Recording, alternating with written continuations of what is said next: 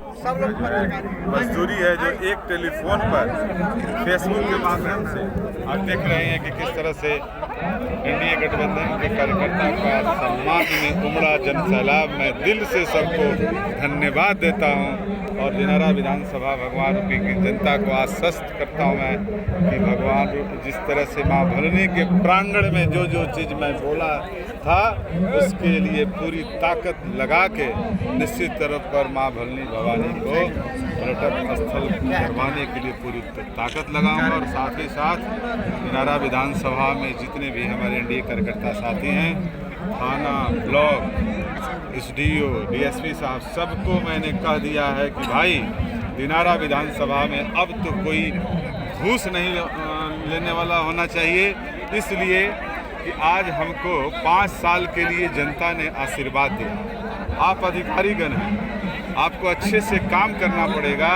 आप आते हैं 3 साल के लिए, 3 साल के बाद चले जाएंगे, लेकिन मेरे लिए 5 साल जनता का दी हुई आशीर्वाद का एक चुनौती होता है। और 5 साल में 2 महीना चला गया, 2 महीने में खैर मैं 62 दिन में 52 दिन दिनारा विधानसभा में रहा हूँ।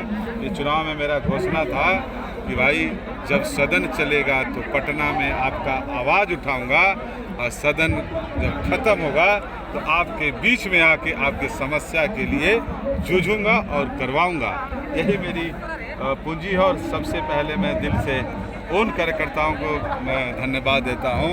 दिनारा विधानसभा का चुनाव आप लोग जानते हैं कि शाहबाद में कैसा हुआ था, फिर भी एनडीए गठबंधन के जंबाज कार्यकर्ता किसी का नहीं सुने। 2020 नहीं 2025 में एनडीए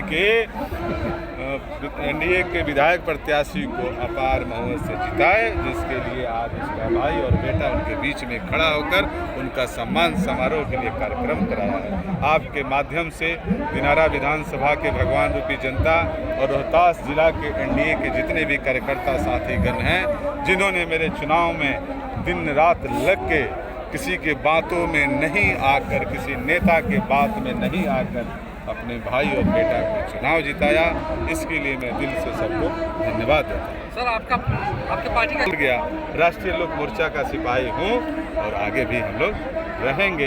ये सारी बातें अफवाह है मीडिया के माध्यम से। अब देख रहे होंगे कि चुनाव के बाद, बिहार विधानसभा चुनाव के बाद सबसे ज़्यादा अगर मीडिया में राष्ट्रीय लोक मोर्चा चल रहा है, 3 विधायक हो गए बागी।